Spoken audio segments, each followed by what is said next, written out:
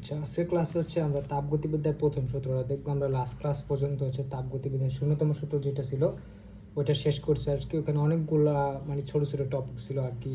তোমার বিভিন্ন রকমের থার্মোমিটার ছিল, বিভিন্ন রকম স্কেল ছিল আর কি। ওগুলোর ভিতরে সম্পর্ক দেখছি, কিছু অঙ্ক করছি আর কি। সো অনেকগুলা জিনিস নিয়ে আর কি শূন্যতম সূত্র ছিল। ওটা ছিল তোমাদের পুরাতন সিলেবাসে আর কি। সো নতুন সিলেবাস হচ্ছে তাপগতিবিদ্যার প্রথম সূত্র থেকে শুরু আর কি। ঠিক আছে, তাপগতির প্রথম সূত্র আছে, দ্বিতীয় সূত্র আছে। সো এইগুলো আর কি ডিটেলসে মোটামুটি ব্যাখ্যা করছে। সো দ্বিতীয় সূত্রটা অনেক বড়, তো প্রথম সূত্রটা অত বড় না আর কি। ইয়ের মতো মানে দ্বিতীয় সূত্রের মতো। আসলে মেন কথা হচ্ছে তাপগতিবিদ্যার প্রথম সূত্র মানে ত্রুটি ছিল কিছু, যার কারণে দ্বিতীয় সূত্রটা আসছে আর কি। সো আমরা আস্তে আস্তে সেগুলো আর কি জানতে চেষ্টা করবো। আপাতত হচ্ছে আমরা একটা দুটা ক্লাসে তাপগতিবিদ্যার প্রথম সূত্র শেষ করে ফেলাবো, কারণ এটা ছোটো আর কি।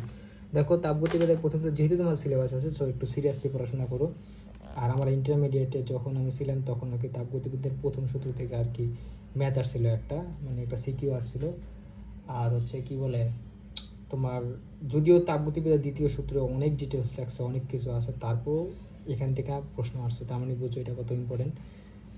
তাহলে তাপগতিবিদ্যার প্রথম সূত্র তাহলে কি? আসলে তাপগতিবিদ্যার প্রথম সূত্র হচ্ছে আমরা 19-এ তো শক্তির নীতিটা সূত্র বলছিলাম, যেমন এই মহাবিশ্বের সমস্ত শক্তি কি নির্দিষ্ট, বা মোট শক্তি নির্দিষ্ট, বা তুমি বলতে পারো যে কনস্ট্যান্ট, বা শক্তির কোনো ধ্বংস হয় না, সৃষ্টি হয় না, শক্তি শুধু এক শক্তি থেকে আরেক শক্তিতে রূপান্তর হয় আর কি।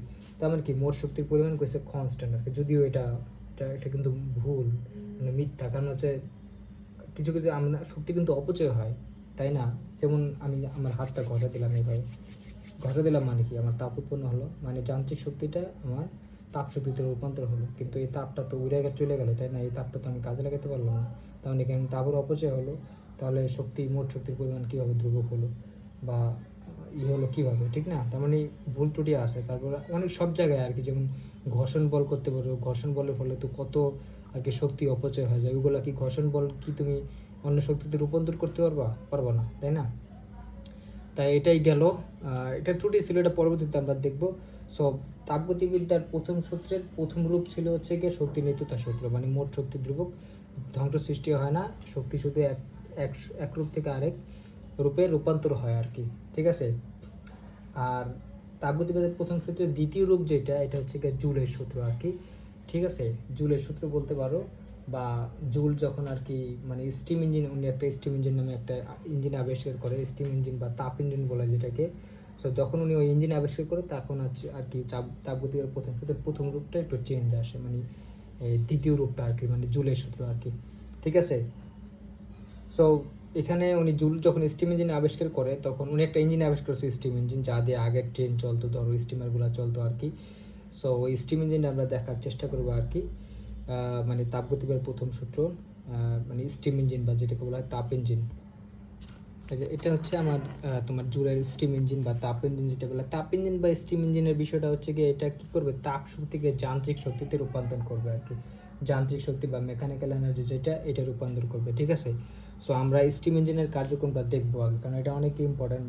প্রিভিয়াস মানে তোমার ব্যাক ইন দ্য ডে, বা তুমি বলতে পারো যে মানে অনেক বছর আগে আর কি, তারা এখান থেকে আর কি এই কনসেপ্ট থেকে ওরা কী করতো, জাহাজ চালাইতো, তারপরে বিভিন্ন রকম আর কি ভেহিক্যাল যেগুলো আছে এগুলোকে আর কি চালাইতো, ট্রেন চালাইতো আর কি। সো এটার কার্যক্রমটা একটু দেখো, খুবই ইম্পর্টেন্ট তাপগতিবিদ্যার প্রথম সূত্রের ক্ষেত্রে। সো এটা হচ্ছে জুল আর কি ই করছে, স্টিম ইঞ্জিনটা বানাইছে। যেমন দেখো, আমি এখানে কি করছি, কিছু কয়লা নিয়েছি আর কি এখানে। সো কয়লায় আগুন দিছি, যার কারণে এখানে তাপ সৃষ্টি হয়েছে। উপরে আমি কি করছি, তোমার একটা ট্যাঙ্ক নিয়েছি, ট্যাঙ্কের ভিতরে ধরো কিছু পানি আছে আর কি। সো এখানে একটা পাইপ আছে, এই পাইপ সহকারে এখানে একটা তোমার সিলিন্ডার আছে, এই সিলিন্ডারে একটা পিস্টন লাগানো আছে। ঠিক আছে, এটা একটা পিস্টন, এবি একটা পিস্টন। আর কি বলে, এই পিস্টনের সাথে একটা ধরো স্নাপ বা একটা যে কোনো একটা স্টিক লাগানো আছে এখানে। এই স্টিক বা পিস্টনের সাথে একটা ইঞ্জিনও লাগানো আছে, মানে সংযুক্ত। ঠিক আছে, এই পিস্টনের সাথে কিন্তু এই স্টিকটা বা স্নাপটাও কী করা, সংযুক্ত করা আর কি।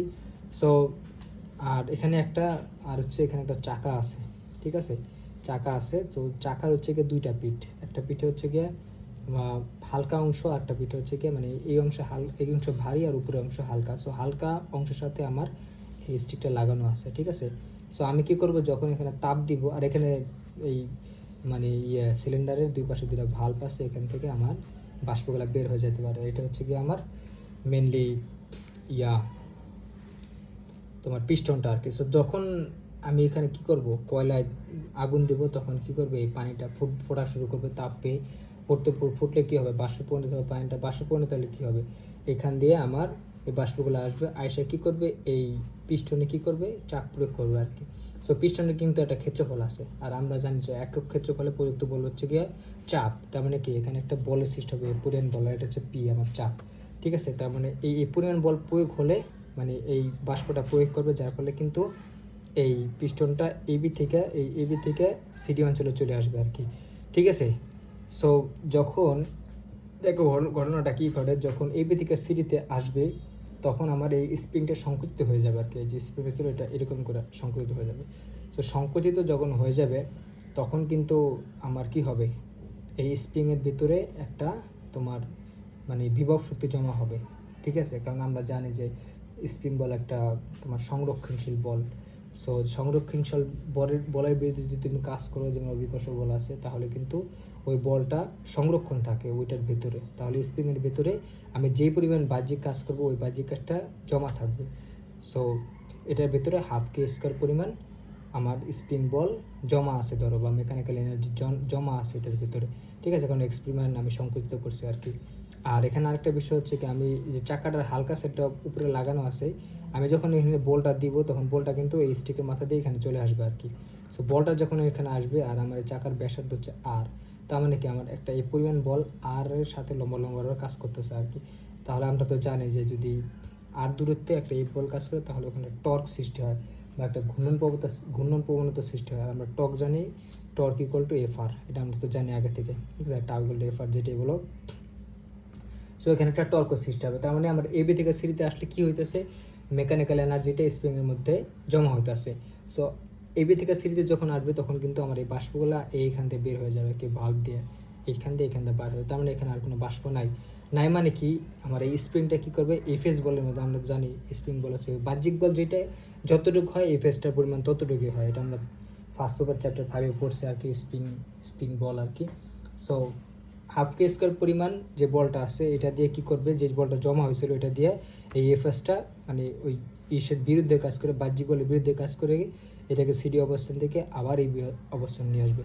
এখন আমি আবার এখানে বলছিলাম যে এখানে হালকা সাইডটা প্রথমে লাগানো ছিল আর কি এই স্টিকের সাথে, তো যখন এই ও এবি থেকে সিডিতে আসবে তখন ভারী সাইডটা উপরে চলে আসবে, হালকা সাইডটা নিচে চলে আসবে। আর আমরা সভাপতি বা মানে জানি যে ভারী সাইড কখনো উপরে থাকতে পারে না, তার মানে কি ও নিজে নিজে আবার নিচে চলে যাবে, মানে যখন এই পিস্টনটা সিডি থেকে এবিতে যাবে তখন আবার কি তোমার ভারী সাইডটা নিচে চলে যাবে আর হালকা সাইডটা আবার উপরে চলে যাবে। আবার যখন হালকা সাইড উপরে যাবে তখন আবার এই বাষ্প কী করবে, ওরা এই দিকে নিয়ে আসবে। সো পিস্টনটা এরকম করতে থাকবে, এরকম করতে থাকবে, আর চাকাটাকে আমার কন্টিনিউসলি এভাবে ঘুরতে থাকবে, ঠিক আছে। তার মানে এইভাবে হচ্ছে গিয়ে কনস্ট্যান্টলি চাকা ঘুরতে থাকবে, ট্রেন চলতে থাকবে, বা যেটাই বলো। সো এখানে আমরা এখন যে জিনিসটা বুঝলাম, এখানে তাপ শক্তিটা আমার তাহলে কি যান্ত্রিক শক্তিতে রূপান্তরিত, মানে এই তাপটার মাধ্যমেই আমার কি এই বাষ্পগুলো যায় এখানে কী করতেছে, ওরা চাপ দিতেছে আর কি, বা বল দিতেছে আর কি। তার মানে আমার তাপ শক্তি থেকে আমি যান্ত্রিক শক্তি বা মেকানিক্যাল এনার্জি পাচ্ছি এখানে, ঠিক আছে। সো মেন কথা হচ্ছে বিষয়টা কি হলো, তাহলে বিষয়টা হলো হচ্ছে আমার এখানে কয়লার পরিমাণ বা তাপের পরিমাণ বা আগুনের পরিমাণ যত বেশি হবে আমার এখানে বাষ্পের পরিমাণ তত বেশি হবে। বাষ্পের পরিমাণ বেশি হওয়া মানে এখানে আমার চাপ বা বলের পরিমাণ বেশি হবে। বলের পরিমাণ বেশি হওয়া মানে কি, মানে তোমার এখানে ও খুব মানে আমার মেকানিক্যাল এনার্জি বা বিভব শক্তিটার পরিমাণ বেশি হবে। এটা বেশি হওয়া মানে কি, মানে খুব বেশি পরিমাণ বল এখানে প্রয়োগ করবে। খুব বেশি পরিমাণ বল প্রয়োগ করা মানে কি, আমার টর্কটার পরিমাণ বেশি হবে, আর টর্কের পরিমাণ বেশি মানে কি চাকাটা বেশি ঘুরবে, ঠিক আছে, মানে খুব দ্রুত চলবে আর কি। আবার যদি আমার এখানে কম হয়, তোমার কয়লা বা আগুন বা তাপ কম হয়, তাহলে বাষ্প কম হবে, বাষ্প কম মানে কি চাপ কম, চাপ কম মানে বল কম, বল কম মানে কি টর্ক কম বা কম ঘুরবে আর কি। তাহলে আমরা টোটাল মেকানিজমটা বা কী পরিমাণ তাপ এখানে আমি আর কি মানে কী পরিমাণ আমি কী বলে বাহ্যিক শক্তি বা ইপিটা পাবো, বা বলতে পারো যে মেকানিক্যাল এনার্জিটা পাবো, যা বিভব শক্তিটা পাবো, বা তোমার মেকানিক্যাল এনার্জি যেটা আছে এটা যে পাবো, এটা মেনলি ডিপেন্ড করতেছে হচ্ছে গিয়ে আমার এই তাপটার উপর, আমি এখানে কী পরিমাণ তাপ এখানে দিতেছি, ঠিক আছে। তো জুল আর কি এটাই বলছে যে আমার যান্ত্রিক শক্তি যেটা, এই যান্ত্রিক শক্তিটা মেনলি নির্ভর করে হচ্ছে আমি কী পরিমাণ তাপ দিতেছি, মানে তাপের উপর, মানে হিটের উপর বা কিউর উপর আর কি, ঠিক আছে।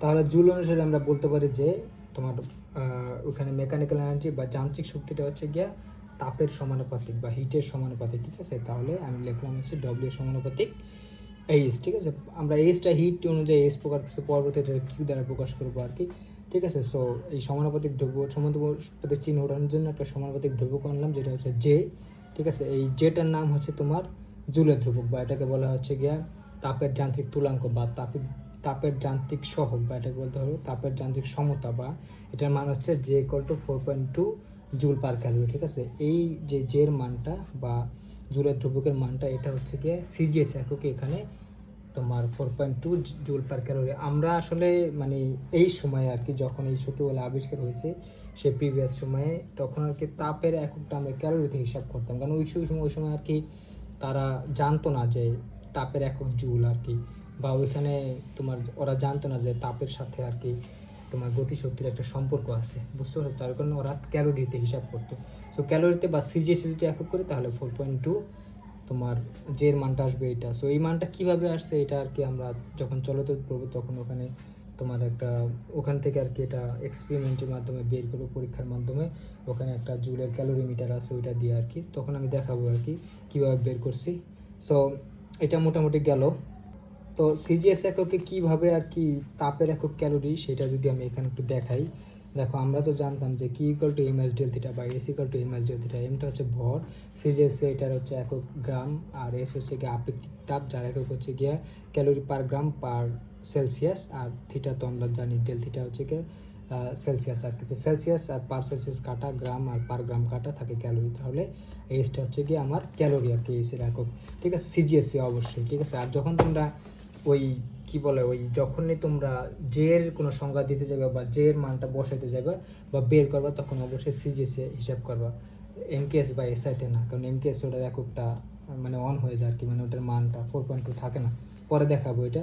সো আপেক্ষিক তাপকে আমরা তো জানি আপেক্ষিক তাপ হচ্ছে গিয়া তোমার এমকেএসে যদি বলি, এমকেএসে আপেক্ষিক তাপের একক হচ্ছে গিয়া তোমার joule per kg per kelvin, মানে 1 কেজি পানির তাপমাত্রা 1 ডিগ্রি 1 কেলভিন বাড়াতে তোমার যে পরিমাণ কি করা লাগে, যে পরিমাণ তোমার কই গেল, এই যে এখানে এমকেসি হচ্ছে কি এটার এমকেসি আপেক্ষিক তাপের একক হচ্ছে গিয়ে joule per kg per calorie per kelvin, মানে হচ্ছে গিয়ে 1 কেজি তোমার 1 কেজি পানির তাপমাত্রা 1 ডিগ্রি 1 কেলভিন বাড়াতে যে পরিমাণ কাজ করা লাগে সেটাকে বলা হয় হচ্ছে গিয়ে তোমার পানির আপেক্ষিক তাপ, ঠিক আছে। তো এমকেএসে পানির আপেক্ষিক তাপ আমরা জানতাম 4200 জুল পার ক্যালোরি, ঠিক আছে, joule per kg per kelvin, ঠিক আছে।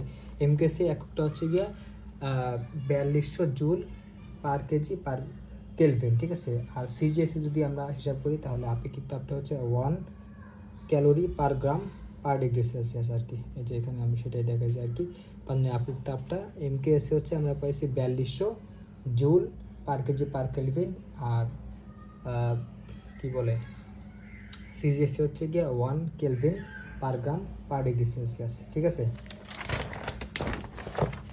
তো এখন আমরা 1 ক্যালোরির সংজ্ঞা দেব। 1 ক্যালোরির সংজ্ঞাটা তোমরা কিভাবে দিবা আর কি, যদি প্রশ্নে আসে অনেক সময় তোমার 1 নম্বরে আসতে পারে কতে যে 1 ক্যালোরি বলতে কী বোঝো, ঠিক আছে। সো 1 ক্যালোরির সংখ্যা আমরা হচ্ছে গিয়ে এখান থেকে দিতে পারো তুমি। এই যে আমরা তো জানতাম যে তাপ Q equal to M S del theta বা এস equal to M S del theta. So তুমি সবগুলো 1 বানাই দাও আর কি, যেমন এটা 1 গ্রাম বানাই দাও, সিজিএসে অবশ্যই এটাকে 1 ডিগ্রি সেলসিয়াস বানাই দাও, এটা 1 বানাই দাও আর কি।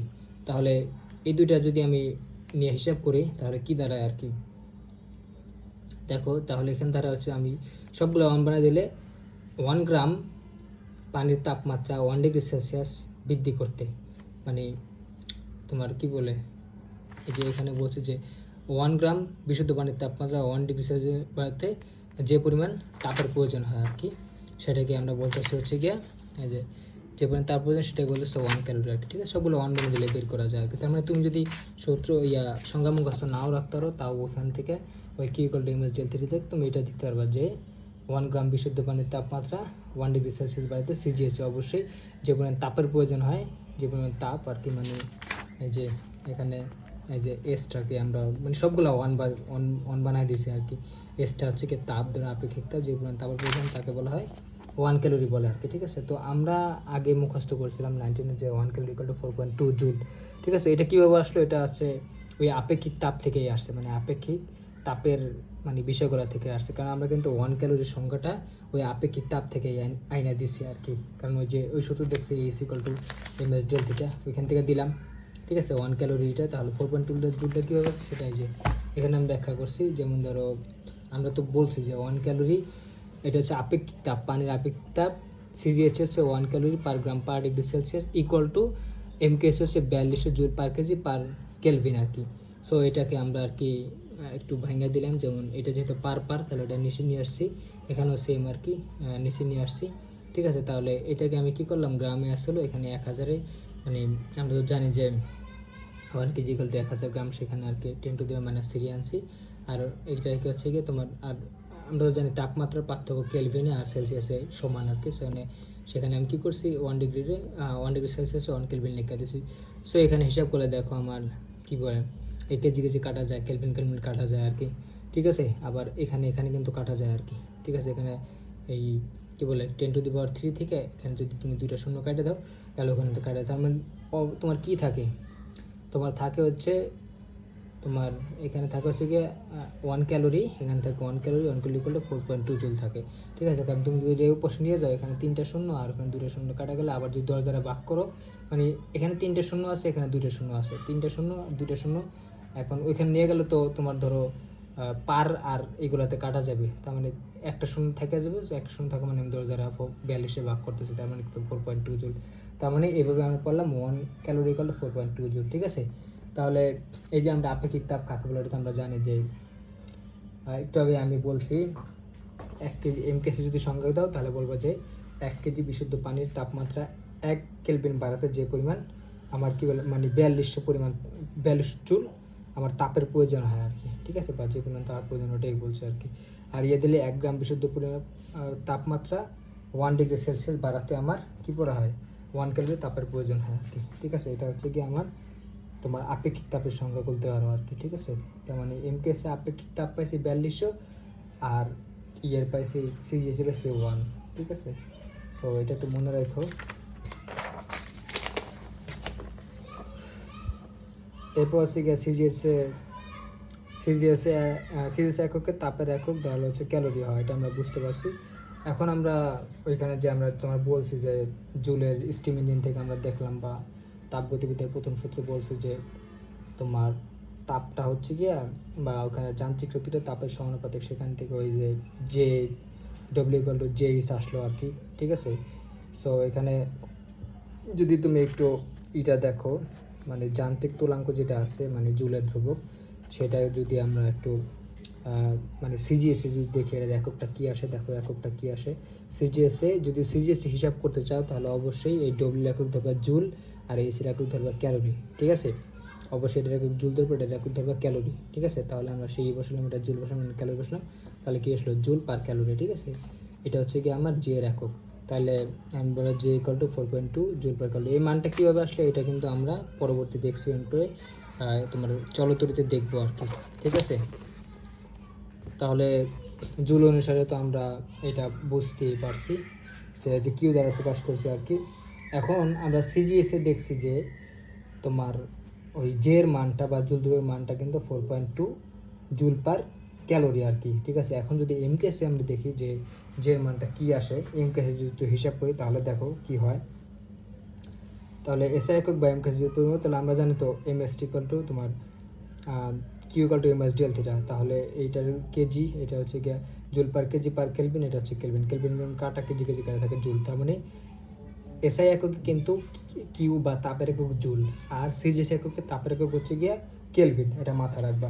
এখন যদি এটা হয় তাহলে এসআই এককে আমার যান্ত্রিক তুলাঙ্কের মান কত আসে, যান্ত্রিক তুলাঙ্ক মান সিজিএস আসছে 4.2 জুল পার ক্যালোরি। এবার এসআই এককে কত আসে দেখো, আমি কি করলাম এখানে হচ্ছে যান্ত্রিক তুলাঙ্ক রাখলাম, এই দুটো পাশে নিয়ে গেলাম, এখানে এটা হচ্ছে তোমার এটার একক হচ্ছে 1 জুল, এটা হচ্ছে জুল, এটা দেখো কি জুল। ঠিক আছে, এটাও মানে কাজের একক তো জুল জানো, আর কিউ পেলাম এসে ক্যালোরি না, অবশ্যই জুল, তার মানে জুল কাটা থাকে হচ্ছে জুল কাটা থাকলে থাকে কত 1, তার মানে এসআই এককে আমার জুলের যে ধ্রুবক বা তাপের যান্ত্রিক তুলাঙ্ক বা সহগ যেটাই বলো ওটার মান হচ্ছে 1। যদি 1 হয় তাহলে আমরা 1টা যদি জুলের সূত্রে বসাই দিই তাহলে কী আসে W=Q। এর মানে কী দাঁড়ালো, এর মানে হচ্ছে দেখো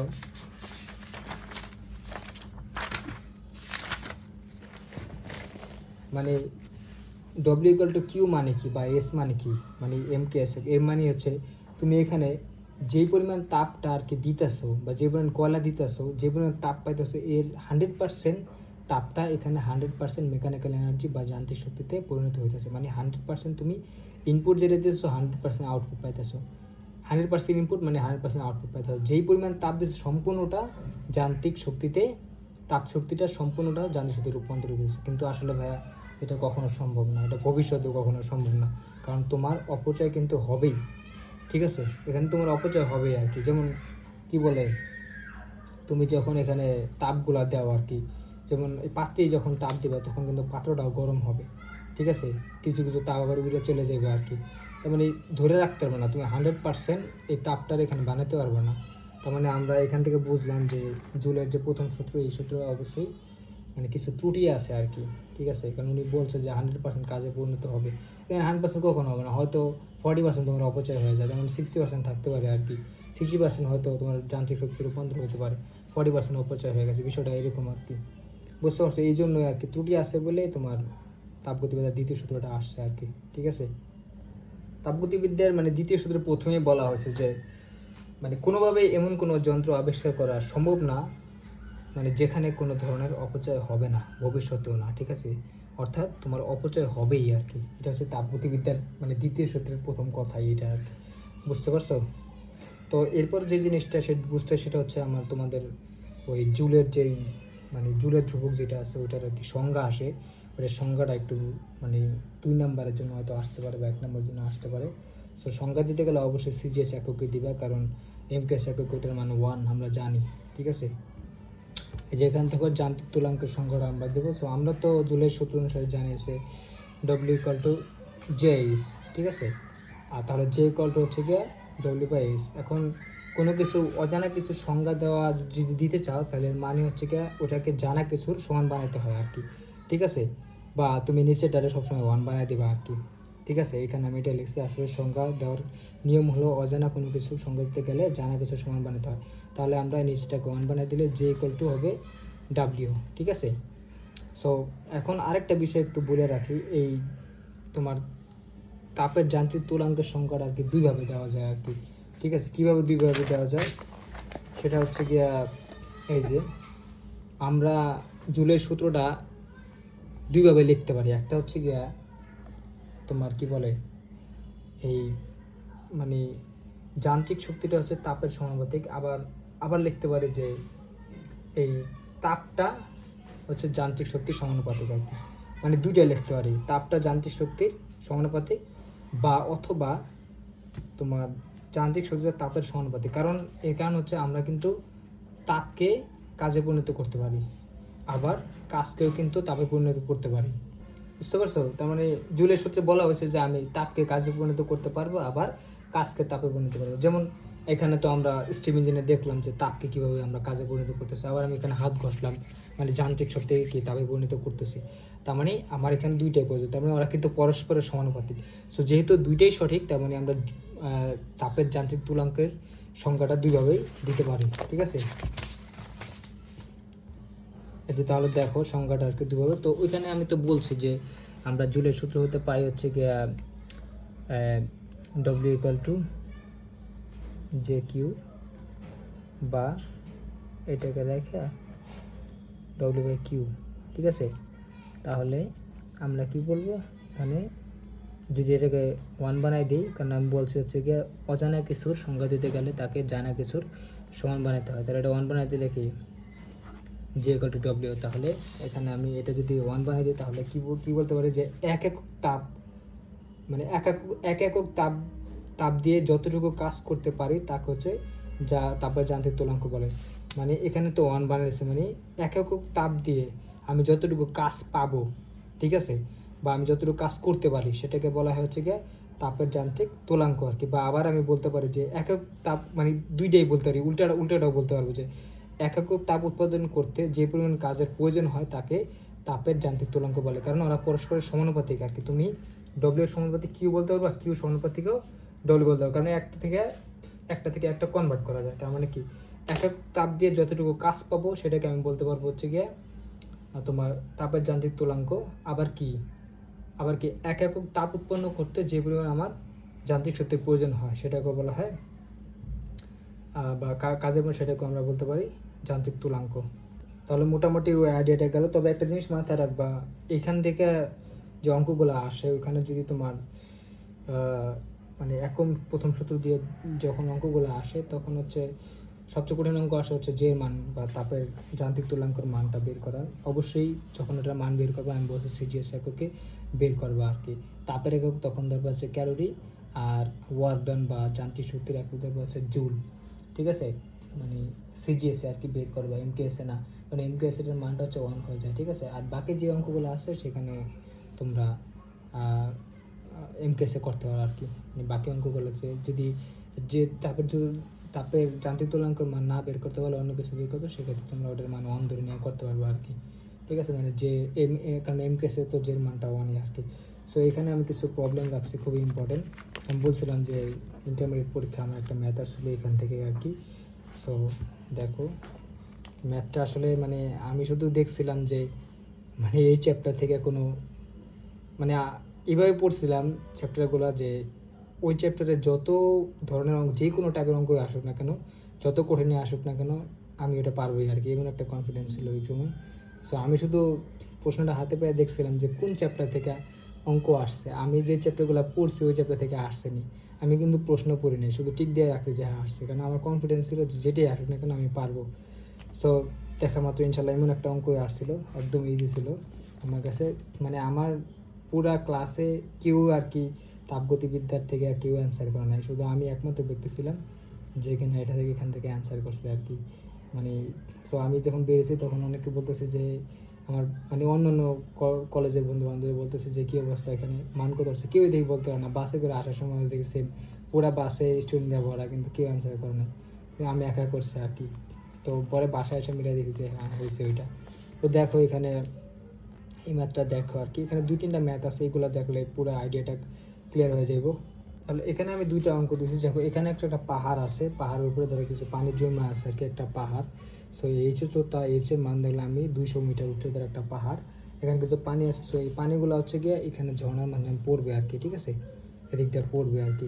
সো যেহেতু এইচ উচ্চতা আমার পানিগুলো জমা আছে, সো আমি কী বলছি যে সমস্ত অপচয় উপেক্ষা করে, যেহেতু এটা প্রথম সূত্র, তার মানে আমরা অবশ্যই এখানে অপচয়টাও উপেক্ষা করবো, কারণ আমরা এখানে ডব্লিউ ইকুয়াল টু কিউ ধরছি আর কি।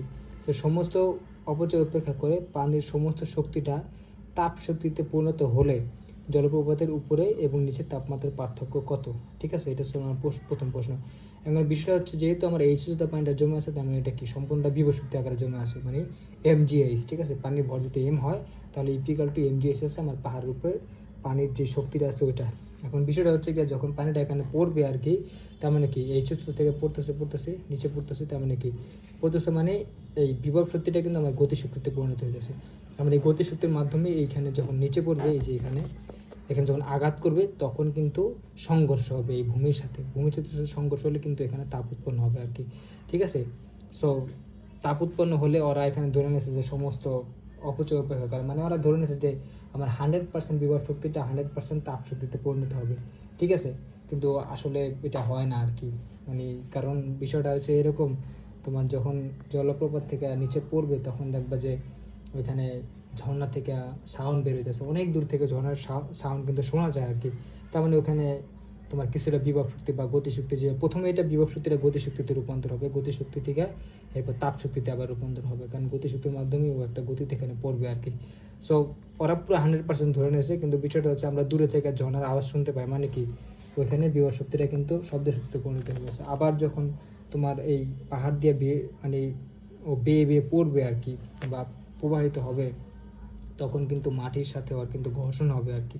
ঠিক আছে, তার মানে কি এই ইপি দিয়ে ঘর্ষণ বলের বিরুদ্ধে কাজ করে ও কিন্তু নিচে ওঠে, তার মানে কি আরও ইপি মানে খরচ হয়ে গেছে বা এমজিএসটি খরচ হয়ে গেছে। তার মানে এখানে ধরো পুরোটা কিন্তু তাপ শক্তিতে কোনোদিনও রূপান্তর হবে না আর কি। ঠিক আছে, সো আমরা ধরে নিলাম আর কি 100% এখানে তাপ শক্তিতে রূপান্তর হবে, যেহেতু আমার প্রশ্নে বলা আছে সমস্ত তোমার অপচয় উপেক্ষা করে আর কি। ঠিক আছে, সো আমরা দেখো এখানে এই ম্যাথটা আর কি এখানে করবো। আচ্ছা, তাহলে আমরা তো যেহেতু তাপগতিবিদ্যার প্রথম সূত্রে আমরা জোরে শুধু জানি যে ডব্লিউ ইকাল টু তোমার কিউ, তাহলে ডব্লিউটা এখানে কত, ইপি ইকাল টু এমজিএস, তাই এমজিএস ইকাল টু কিউ, আর কিউ ইকাল টু যেমন আমরা এম এস ডেল থিটা, ঠিক আছে। সো এখানে আমি স্পেশালি ইপি ইকাল টু কিউ বা এমজিএস equal to M S del, তাহলে এম কাটা থাকলে এখানে আমরা ডেল থিটা, কারণ তাপমাত্রার পার্থক্য পাই চাইছে আর কি। So del theta equal to GS by Q আছে, তাহলে এখানে কি হয়, তো কিউ সরি এটা হচ্ছে এস আর কি, জিএস বাই এস।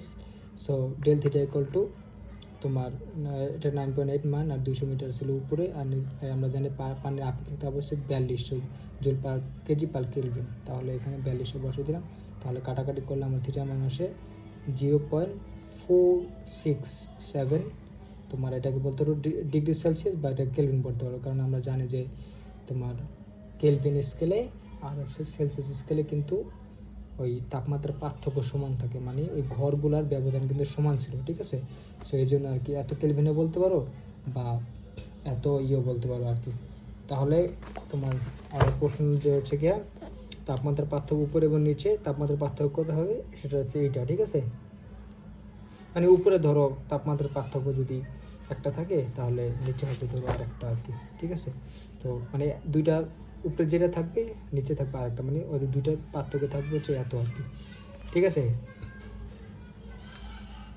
তাহলে এটা দেখলে এখন দ্বিতীয় ম্যাথটা দেখো। দ্বিতীয় ম্যাথে বলছে পানির শক্তির 40% অপচয় হয়ে গেলে, এটা একটু রিয়ালিস্টিক হয়েছে, এবং তাপমাত্রার পার্থক্য যদি 3 কেলভিন হয়, 3 কেলভিন হয়, তাহলে জলপ্রপাতের উচ্চতার কত। এবার ধরো উচ্চতা দেওয়া নাই আর কি, বলে যে 40% অপচয় হয়েছে, তার মানে আমার 40% অপচয় মানে ইপির 40% কিন্তু অপচয় হয়ে গেছে, তার মানে থাকবে কত 60%, 60% ইপি থাকবে, তার মানে ওই 60% ইপি ইকুয়াল টু হবে আমার কিউ আর কি। তাহলে তো ওই অনুযায়ী অঙ্ক করলে এটা হয়ে যাবে আর কি, যে এই অঙ্কটা করা আছে দেখো, কিউ ইকুয়াল টু তাহলে 60% হবে ইপি, তাহলে Q equal to M S del theta আমরা জানি। সো এখানে মানটা বসাই দিলাম।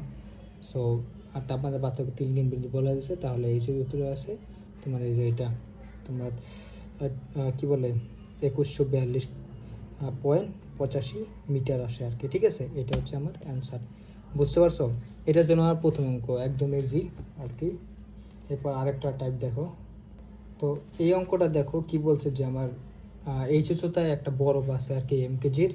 সব বলছে যে এমকেজি ভরের বরফ এই উচ্চতা থেকে পরাকালীন 10% বরফ গলে যায়, তাহলে ওই উচ্চতাটা কত হবে। মানে বিষয়টা হচ্ছে গিয়ে এই উচ্চতা যা আছে এখান থেকে ও পড়তেছে আর কি, ঠিক আছে, নিচে পড়বে আর কি এখানে, ঠিক আছে। পড়লে দেখা যায় ঘর্ষণের একটা তাপ উৎপন্ন হতে পারে, কিন্তু ও যে এখান থেকে পড়বে, পড়ার সময়টায় কি হয়েছে, ওর 10% বরফ আর কি গইলা পানিতে পরিণত হয়ে গেছে। তার মানে আমরা তো জানি যে বরফ যদি গলে, তার মানে বরফ কি একটা তাপ কিন্তু শোষণ করছে, মানে বরফ গলে যে পানিতে পরিণত হয়, তার মানে কি এখানে ভৌত অবস্থার কিন্তু পরিণত হয়েছে।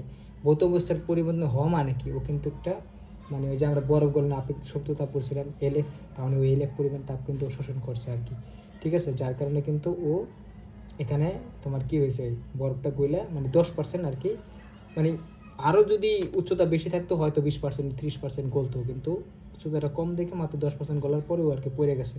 সো উচ্চতার আর কি কত এটা বলছে আর কি, চাইছে।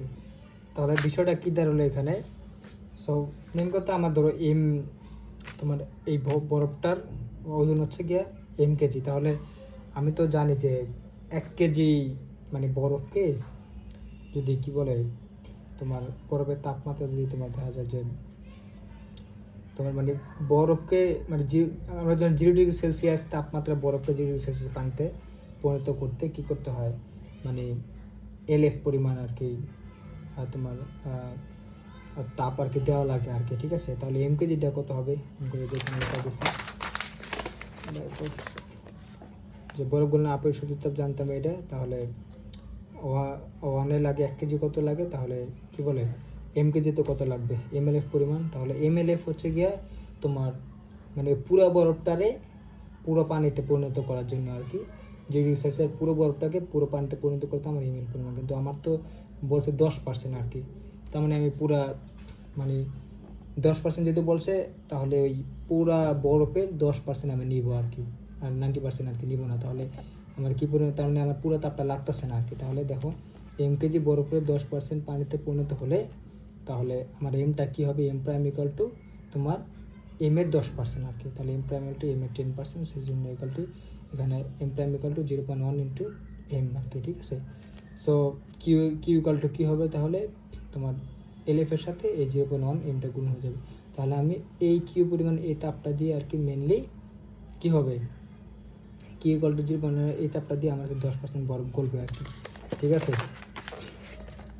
সো আরেকটা বিষয় হচ্ছে, যেহেতু এই সূত্রতায় আছে, এই সূত্রতা থাকলে কিন্তু ওর ভিতরে সম্পূর্ণ আর কি বিভব শক্তি আছে আর কি, বা এমজিএস পরিমাণ। তো এই বিভব শক্তিটা কী হবে, পড়াশোনায় গতিশক্তিতে পরিণত হবে।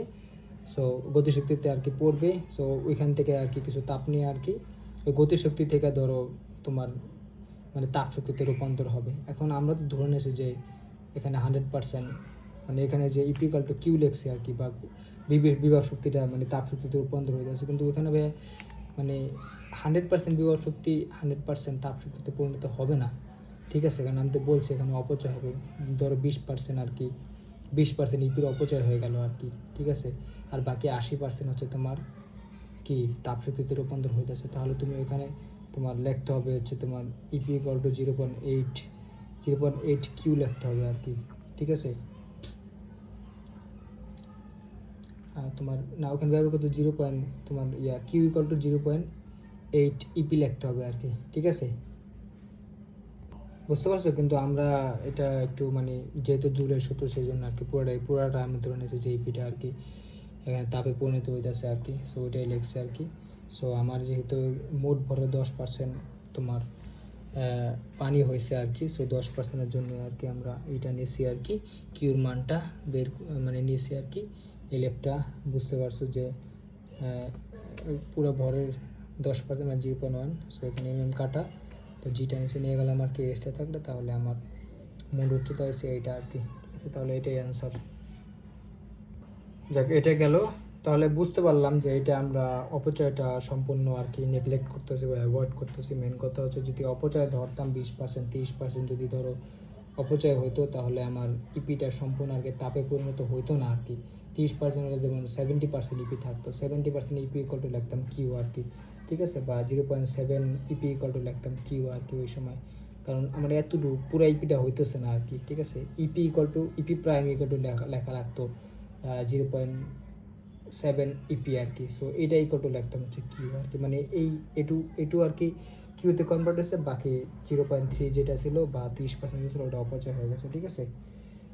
তাহলে এটা আরেকটা অঙ্ক, এখানে একটা বুলেট আছে আর কি, এখানে একটা দেয়াল আছে। সো বুলেটটা হচ্ছে এম ভরের একটা বুলেট, এটা হচ্ছে গিয়ে 180 মিটার পার সেকেন্ড বেগে গিয়া এই দেয়ালে আঘাত করবে। দেয়ালে আঘাত করলে একটা তোমার সংঘর্ষ হবে, যার ফলে একটা তাপ উৎপন্ন হবে। তার মানে আমার এখানে হচ্ছে গিয়া যেহেতু এত বেগে যেতেছে, তার মানে ওর একটা কী থাকবে, গতিশক্তি থাকবে। গতিশক্তি equal to half M B square আর কি, ঠিক আছে। So half M B square যদি গতিশক্তি হয়, তাহলে তোমার এই গতিশক্তিটা সম্পূর্ণ আমরা এখানে অপচয়টা বাদ দিছি, আমরা এটা হচ্ছে সম্পূর্ণ তাপ শক্তিতে উৎপন্ন হবে। কারণ আমি ঘর্ষণ হলে বা একটা সংঘর্ষ হলে এখানে আমরা জানি যে একটা তাপ শক্তির উৎপন্ন হবে। তাহলে এখানে বলতে সংঘর্ষের পূর্বে এবং সংঘর্ষের পরে তাপমাত্রার পার্থক্য কত, ঠিক আছে। সো এখন এখন যদি এটাও হয়, তাহলে আমরা ওই জুলের প্রথম সূত্র অনুসারে ধরে নিলাম যে সম্পূর্ণ ইকাটা আর কি কী হবে, সম্পূর্ণ তাপে পরিণত হবে আর কি। সো এই না যে লিখলাম যে আর বুলেটের আপেক্ষিক তাপ দেওয়া আছে ধরো 126 joule per kg per kelvin. দেখো পানির চেয়ে কিন্তু তোমার ওর আপেক্ষিক তাপ কম, পানি ছিল 4200, কিন্তু বুলেটের কিন্তু কত কম দেখতে পাচ্ছ, মাত্র 126। এই কারণ হচ্ছে আমরা জানি বুলেট হচ্ছে তোমার ধাতু, আর ধাতুর ক্ষেত্রে বিষয়টা এরকম হয় যে ধাতুর আপেক্ষিক তাপ কম হয়, কারণ ধাতুরে দেখা যায় যে অল্প তাপ দিলেই ধাতুর তাপমাত্রা আর কি খুব বেশি বাইরে যায় আর কি, ঠিক আছে। সো এই জন্য আর কি ওদের আর কি মানে আপেক্ষিক তাপটা একটু কম, ঠিক আছে, বুঝতে পারছো। কারণ হচ্ছে মানে ওদের তো আমরা তো ওই যে প্রথম ক্লাসে কিছু জিনিস পড়ছিলাম যে তাপের পরিবাহিতা, তাপ ধারণ ক্ষমতা আর কি, ঠিক আছে, এইগুলো পড়ছিলাম না। সো সেই সাপেক্ষে আর কি ওর আপেক্ষিক তাপটা একটু কম হয় আর কি। সো দেখো আমরা যদি শর্ত মতো যদি কি ইকুয়ালটিকে ধরে নিই মানে আনরিয়ালিস্টিক্যালি, সো সেক্ষেত্রে আমরা জানি যে Q equal to M S del theta, আর হচ্ছে half M B square M M কাটা। তাহলে দেখো আমার তাপমাত্রার পার্থক্য আছে 128.5 ডিগ্রি সেলসিয়াস বা 128.5 কেলভিন আর কি, ঠিক আছে, 128.5 কেলভিন। এখন দেখো তোমার বা থিটা ইকুয়াল টু এটা কেলভিন বা সেলসিয়াসে বলতে পারবো, কারণ পার্থক্য যেহেতু এটা। আর এখন বিষয়টা হচ্ছে কি, দেখো কত বেশি আসছে আর কি, 128.5, মানে সংঘর্ষের আগে যদি তাপমাত্রা থাকে 30 ডিগ্রি সেলসিয়াস, সংঘর্ষের পরে তাপমাত্রা হয়ে গেছে কত 30 প্লাস 128.5 ডিগ্রি সেলসিয়াস, ঠিক আছে। তার মানে বুঝো কি, এখানে কিন্তু ভাই জায়গাটা মানে প্রচুর গরম হয়েছে, মানে 100 ডিগ্রি সেলসিয়াসের উপরে গরম হয়ে যাবে, মানে আগুন ধরে যাবে আর কি জায়গাটা, ঠিক আছে। কারণ এটা এত পরিমাণ তাপমাত্রা বৃদ্ধি পেয়ে গেছে আর কি সংঘর্ষের পরে আর কি। সো এই জন্য দেখা যায় যে বুলেট যেখানে লাগায় সেই জায়গায় আর কি অনেক সময় আগুন ধরে দেখা যায় যে পুরা আর কি তোমার পুরা কালো ধোঁয়া বের হইতেছে আর কি, ঠিক আছে। মানে তাপমাত্রা এত এত পরিমাণ বাইরে যায় আর কি। সো এটাই ছিল হচ্ছে গিয়ে মোটামুটি আজকের আজকের টপিক আর কি। তোমার জুলের প্রথম সূত্র দিয়ে কিছু ম্যাথ আসলে এখান থেকে। সো আর হয়তো অল্প কিছু জিনিস বাকি আছে, এরপর আমরা দ্বিতীয় সূত্রে যা চেষ্টা করবো, আরও কিছু জিনিস জানার আছে আর কি। সো তাহলে গেল এটা। এই অঙ্কটা আর বোঝার কিছু নাই, কারণ এখানে আমরা দেখতেছি যে বেগটা যত বেশি বেগে আসবে তত বেশি আমার কি হবে, গতিশক্তি তত বেশি হবে, গতিশক্তি তত বেশি মানে কি তাপটা তত বেশি হবে। যদি আরও বেগ বাড়ায় দেয় তাহলে কি আরও বেশি আর কি তাপ উৎপন্ন হয়। মানে ধরো এখানে 128 ছিল, এখানে ওই যে 150 বা 160 এরকম হয়ে যেতে পারে, মানে আরও বেশি আগুন ধরবে আর কি, ঠিক আছে। তার মানে বুঝতেই পারতেছো যে আমার বেশি শক্তি ওই সময় তাপ শক্তিতে, বেশি গতিশক্তি বেশি তাপ শক্তিতে রূপান্তর হবে, ঠিক আছে। তো এই জন্যই আমরা বুঝতে পারি যে বুলেট মানে কোথাও মারলে ওখানে জায়গাটা অনেক গরম হয়ে যায়, অনেক বেশি আগুন হয়ে যায়, 100 ডিগ্রি সেলসিয়াস পার হয়ে গেছে আর কি, বুঝতে পারছো। সো আজকে এই পর্যন্তই থাক আর কি, পরবর্তীতে টুকটাক জিনিস আছে আর কি, সেগুলো দেখবো।